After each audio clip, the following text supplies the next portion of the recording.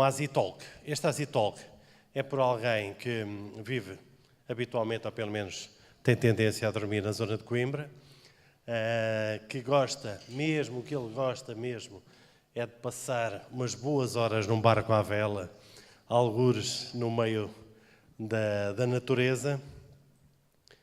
Algo que ele não gosta mesmo nada, é de tomate cru. Essa é uma das características. E um dos segredos que nos partilhou, que eu tive que constatar mesmo, é um segredo bastante... é segredo, não é?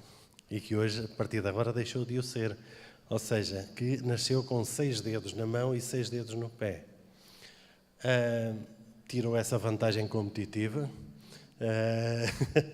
mas é um dos segredos que ele optou por partilhar connosco. O seu maior sonho é ter um impacto positivo na vida de 1.000 milhões de pessoas através do software.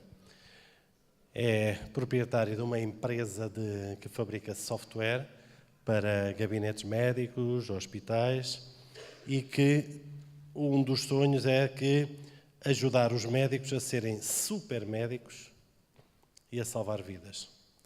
Convido o João Miguel a vir cá acima para poder apresentar um talk sobre empresas e o que é o empreendedorismo. Obrigado, João. Obrigado, Zé Carlos. Já o conhecem há algum tempo, ele é exagerado, por isso deem-lhe o desconto. Bem, eu vou tentar... Não sei se estou em frente à coluna, não posso estar, ou foi só aí qualquer coisa em cima. Vou tentar não vos adormecer, estão com o estômago cheio, a comida estava ótima, e por isso eu vou tentar não vos adormecer. Eu vou tentar falar-vos um pouco sobre empreendedorismo e sobre o que é que o sermos cristãos deve, em princípio, fazer de diferente num empreendedor. Há uma realidade que nós gostamos muito, que é, não há duas pessoas iguais. E quando nós ouvimos isto, nós gostamos de pensar que, sim senhor, isso é verdade.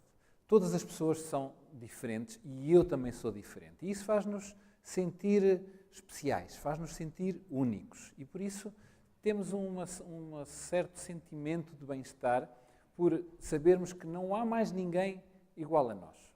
Mas o que é engraçado é que, apesar de nós gostarmos desta realidade, quando ela é aplicada a nós, quando é aplicada aos outros, as coisas já não são assim tão pacíficas, porque nós olhamos para as diferenças dos outros com alguma desconfiança e muitas vezes com alguma crítica. E a verdade é que eu estou a olhar para um grupo de pessoas que, em princípio, talvez nem todos, mas uma boa parte de vocês têm algumas coisas em comum que vos distinguem da maior parte das pessoas. Eu diria que vocês, ou pelo menos uma boa parte de vocês, pertence a 5% da população que tem uma característica. Esses 5% são pessoas, como estão a ver, raras.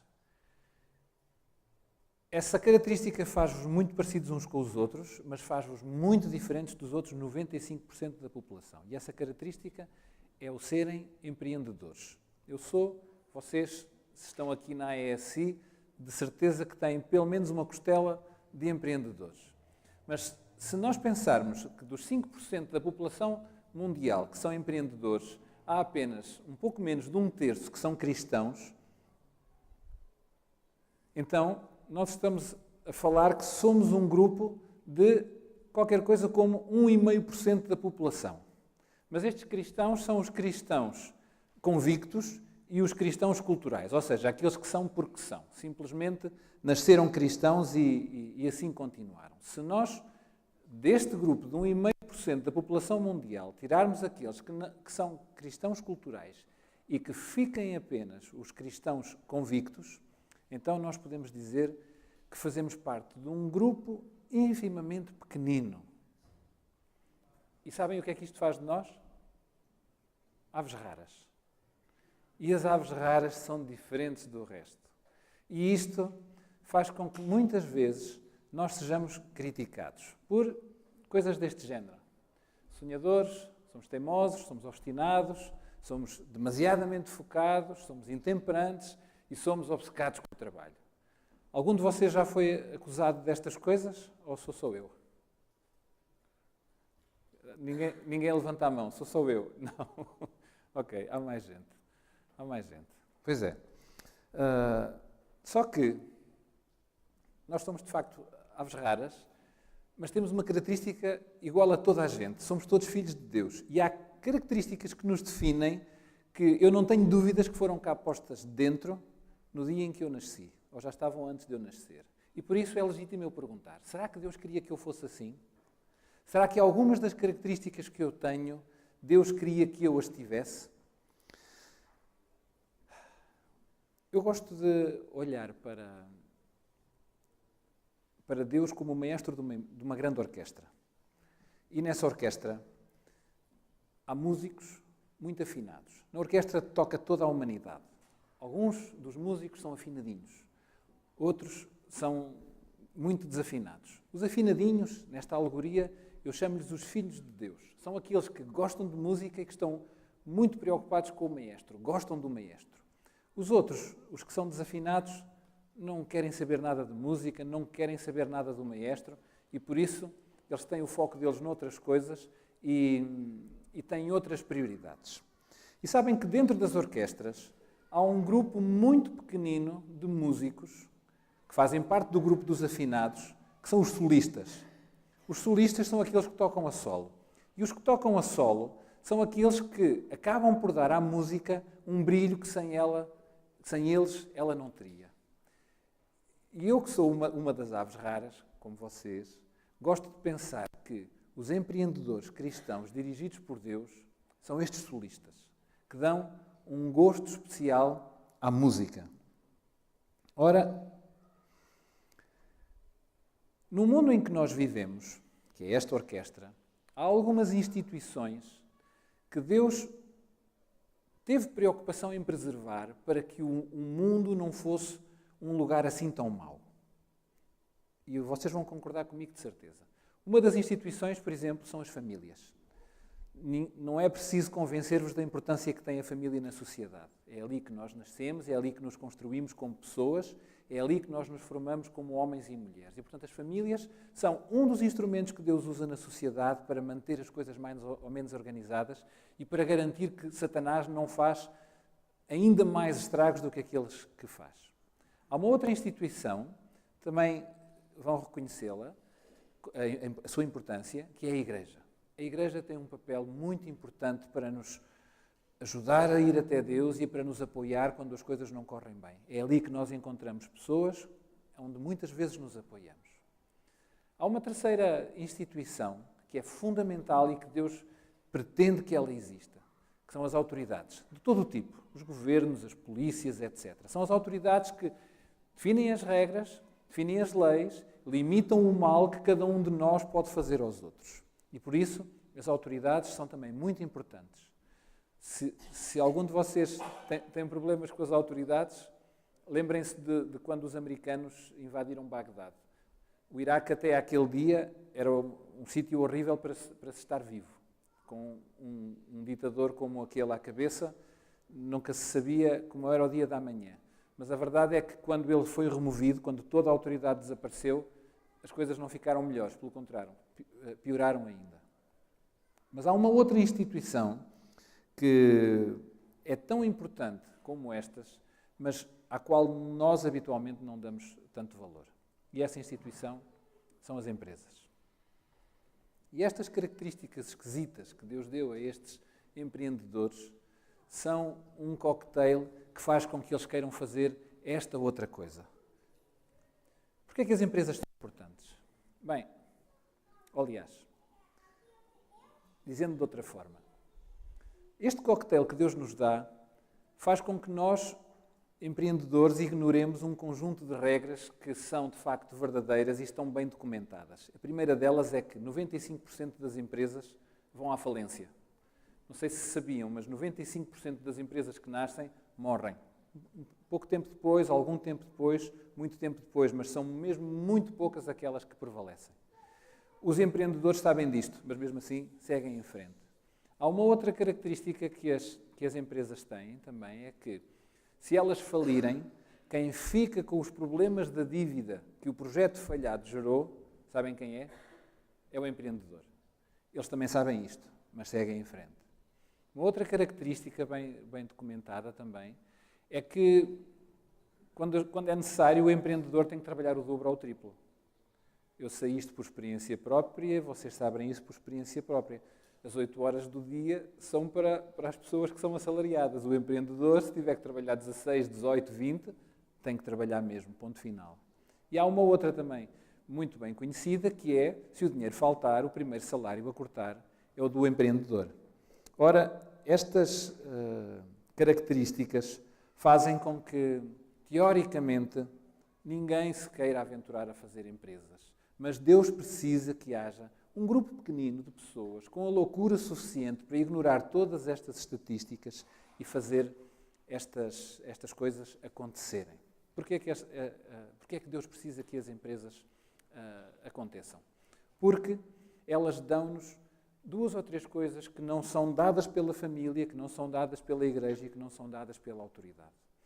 É nas empresas que nós ganhamos um salário. E o salário é muito importante porque é com o salário que se constitui uma família e se faz filhos. Onde experimentar fazer isso sem ter um salário é muito mais difícil. E a experiência não é tão boa. Portanto, o melhor é terem um salário. Em segundo lugar, há uma coisa fundamental que as empresas produzem, que são produtos e serviços que satisfazem todas as vossas necessidades. Deus quer que essas coisas existam na sociedade e Deus quer que as empresas continuem a elaborar para produzirem essas coisas. E, finalmente, há uma terceira parte, que não é menos importante que esta, que é uma satisfação pessoal que nós temos, uma realização, um sentido de utilidade, um sentido de missão que não nos é dado completamente nem pela família, nem pela igreja, nem pelas autoridades. Só as empresas dão isto. E, por isto, as empresas são, de facto, também muito importantes. E, por isso, Deus, acho eu que podemos dizer, que está por trás das empresas e está por trás dos empresários. No entanto, se Deus está por trás das empresas, se Deus está por trás dos empresários, então Ele tem um plano para as empresas, como tem um plano para as famílias, um plano para a igreja e um plano para as autoridades. Deus não deixa nada ao acaso. E, portanto, se Deus me deu a mim, vos deu a vocês um coquetel de características que faz uma espécie de loucura que vos permite ignorar tudo isto e mesmo assim seguir em frente, Ele espera que vocês usem essas características de determinada forma. E eu diria que há 2 princípios sobre os quais Deus espera que os empreendedores dirijam toda a sua ação. Primeiro princípio, não sei se já ouviram falar. Amarás Deus mais do que todas as outras coisas. Este é o primeiro grande princípio dos negócios. Segundo princípio, amarás as outras pessoas como te amas a ti mesmo. Pode-vos parecer estranho, mas assim como o amor é fundamental na família, é fundamental na amizade, em todas as áreas da vida, no mundo das empresas, o amor é fundamental. Eu podia-vos dar muitas, mas vou-vos dar 3 razões fundamentais para vocês acreditarem que no mundo empresarial o amor faz toda a diferença. Bem, um deles é quando a figura de proa de uma empresa cria relações de amor com os seus colegas de trabalho, com os seus clientes, com os seus parceiros, toda a empresa é contagiada por isso. Ninguém numa empresa, nenhuma liderança intermédia se atreve a tratar mal alguém que o patrão trata muito bem e tem muito carinho. Já imaginaram o que é que isso ia dar? Ao contrário, se a figura de proa de uma empresa trata mal todos os que estão abaixo, todos se sentem legitimados a tratar mal também os que estão abaixo deles. E isto define completamente a cultura de uma empresa. E por isso, quando a partir do topo sai amor, amor vem por aí abaixo e contagia-se completamente. E vocês podem ter, a meio da empresa, pessoas que são ateus e que até podem inicialmente achar estranha essa forma de lidar com os outros, porque tudo é feito com cuidado, todas as coisas são ditas, mas são feitas com o cuidado e a consciência de que são pessoas com quem estamos a lidar, e passado algum tempo eles estão transformados e já não fazem de outra forma. Esta é a primeira coisa pela qual o amor vale a pena. A segunda é que, na minha área, a área da tecnologia, há uma competição enorme por recursos humanos. Vocês não imaginam a loucura que se vive em Portugal. Hoje, um engenheiro sai da universidade e já é considerado um engenheiro sénior. E E isso torna as coisas muito difíceis. E o amor faz aqui uma diferença. Eu tenho colegas meus que foram convidados para sair para outras empresas para ganhar o dobro e que disseram: eu não vou, porque eu não abdico por dinheiro do ambiente que eu tenho aqui. E esta é um valor muito grande que só pelo facto de usarem o amor naquilo que são as vossas relações normais vos trará. E finalmente um terceiro argumento para a importância do amor no mundo empresarial é que quando vocês têm um cliente que está tão zangado convosco, tão zangado, ao ponto de querer deixar de o ser, não imaginam a diferença que faz o amor. O amor cria condições para que haja uma segunda oportunidade e ele continue a ser vosso cliente. E por isso eu diria que ter um bom produto, ter um bom serviço, ter uma boa estratégia, ter uma boa visão, são fundamentais para o sucesso das empresas. Mas acreditem, tão importante como estas é ter o amor. Se vocês colocarem amor em tudo o que fizerem, isso vai-vos dar uma vantagem competitiva enorme. Porque os vossos clientes, quando vos comparam com os vossos concorrentes, vão notar a diferença e preferem fazer amor, preferem fazer negócios com aqueles que lhe dão qualquer coisa extra. Peço desculpa. Bem, se nós fizermos isto, acontece uma coisa extraordinária. É que nós quase não precisamos de falar de Deus, porque o trabalho é a nossa primeira forma de afirmação enquanto cristãos. E isso acontecerá não um dia por semana, ao sábado, mas acontecerá todos os dias.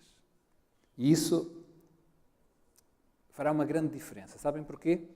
Porque a importância do amor no ambiente empresarial fará com que não sejam só as vossas relações com colegas de trabalho e com clientes que são afetadas, mas é o vosso próprio produto, é o vosso próprio serviço que vai ser afetado. Ou seja, eu vou-vos dar o exemplo da Medicine One. A Medicine One produz um produto de software chamado M1 e, como o Zé Carlos disse, informatiza desde pequenos consultórios a grandes sistemas de saúde que gerem um país inteiro. Temos clientes de todos os perfis, desde esta ponta até à outra, passando por todos os intermédios. A maior parte das empresas que concorrem connosco estão muito preocupadas com a eficiência do software na área da faturação. Esse é o foco em todos os negócios, é o dinheiro. O nosso foco não é esse. É claro que também temos que saber fazer faturas, mas o nosso foco está na diminuição do erro. Eu não sei se vocês sabem, mas a prestação de cuidados de saúde é uma atividade extremamente complexa e é muito fácil errar. Porquê? Porque todos somos diferentes. Um médico não pode tomar a mesma decisão para um doente e querer aplicá-la exatamente a outro que tem, eventualmente, o mesmo estado de saúde. Não, as coisas são muito mais complicadas que isso. Nos Estados Unidos, foi publicado há 2 anos um estudo por uma das instituições mais prestigiadas no meio da saúde, que é a British Medical Journal, e esse estudo, que decorreu 11 anos, nos Estados Unidos, chegou à conclusão que o erro clínico, de todos os tipos, é a terceira causa de morte nos Estados Unidos, responsável por 250 mil mortes por ano. Ou seja, Beto, os médicos não são incompetentes, não é isso que eu estou a dizer. Pelo contrário, os médicos são muito competentes, mas o trabalho que fazem é perigosíssimo. É mesmo muito difícil.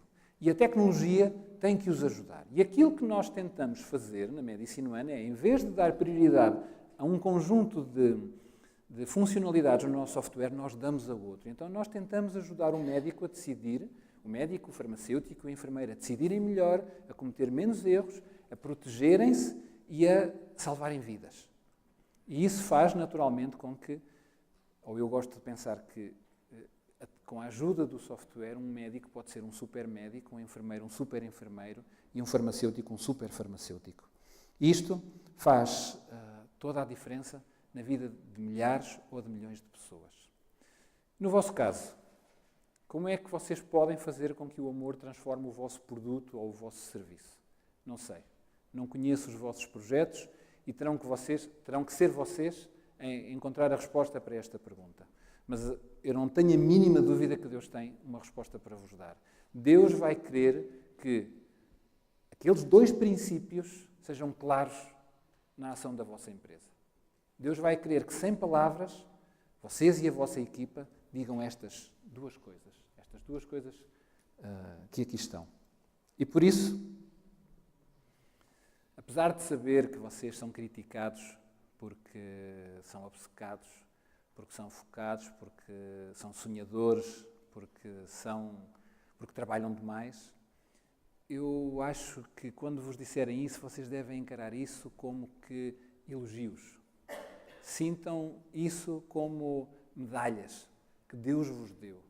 Deus precisa que vocês se sintam felizes com essas características e as ponham em ação.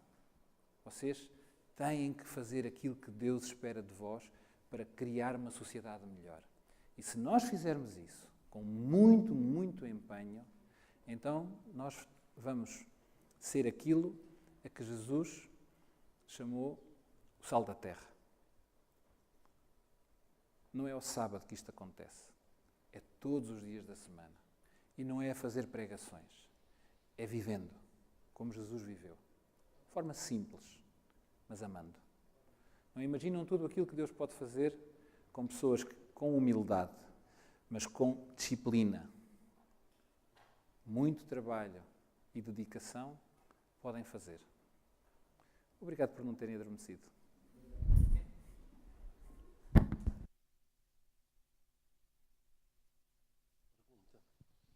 Agradecemos ao João Miguel.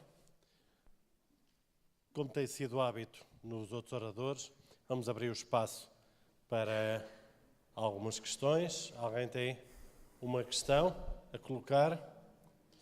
Se houvesse um microfone, por favor. Tem este aqui.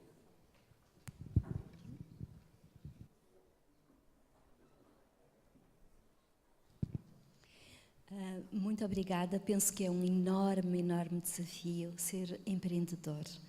E a pergunta que eu gostaria de colocar, a questão que eu gostaria de colocar é: até que ponto é possível que os empreendedores, tal como acabou de referir, não trabalham as 8 horas por dia, trabalham muito mais, como é que eles conseguirão o equilíbrio entre o trabalho e a família, sobretudo quando há crianças, quando há a família que precisa desse mesmo empreendedor?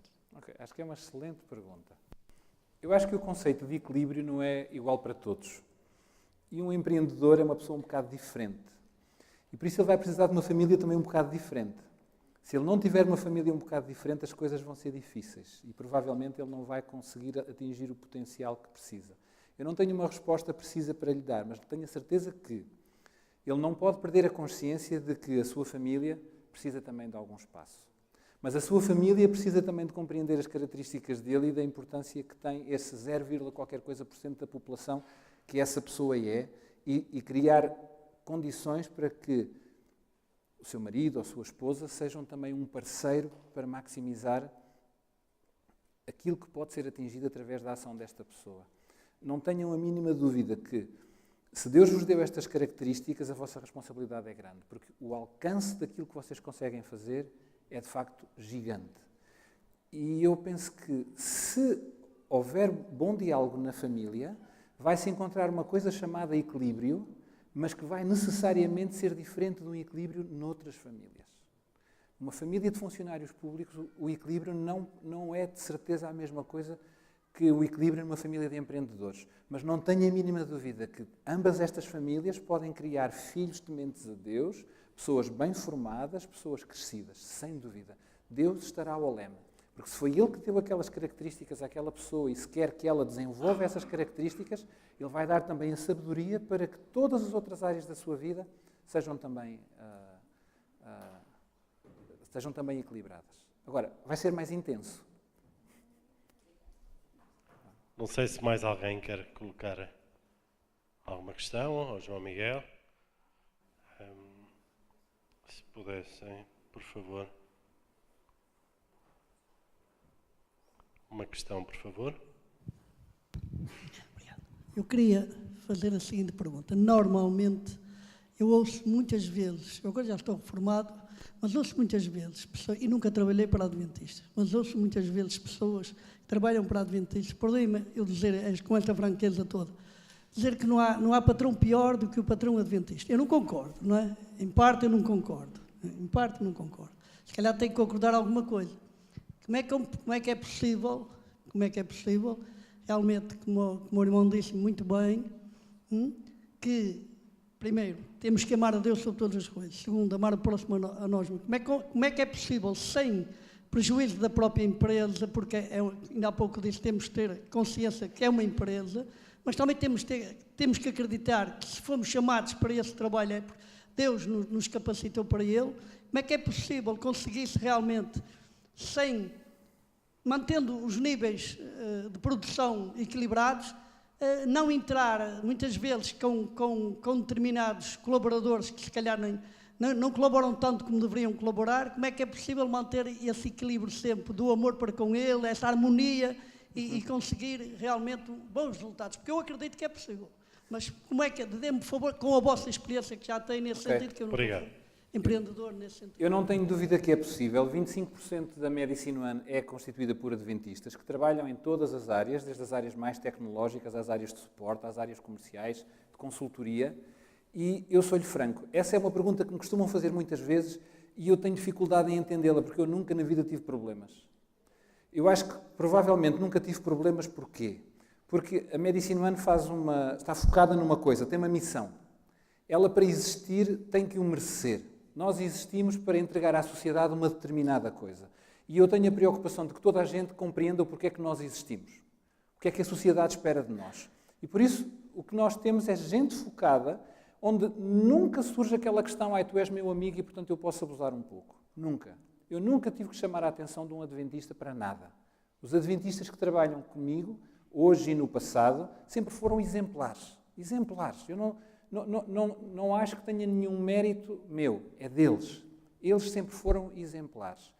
Talvez o foco que temos e o facto de estarmos imbuídos de uma missão, de uma entrega que temos que fazer à sociedade, nos ponha todos a olhar no mesmo sentido e não haja coisas dessas. Mas a verdade é que eu acho que a Medicine One uma das forças da Medicine One é ser uma empresa de base cristã, onde é, para mim, fácil passar esta mensagem que vos apresentei, porque tenho evangelizadores dentro da empresa que o fazem. Tenho pessoas a dirigir a Medicine One, adventistas ao mais alto nível, nas camadas intermédias e nas camadas mais baixas. E é extraordinário.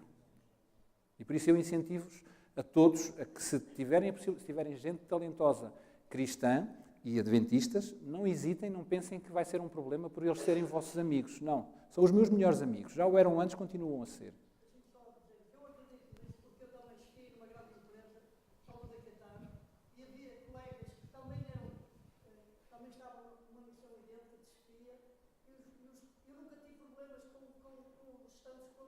É.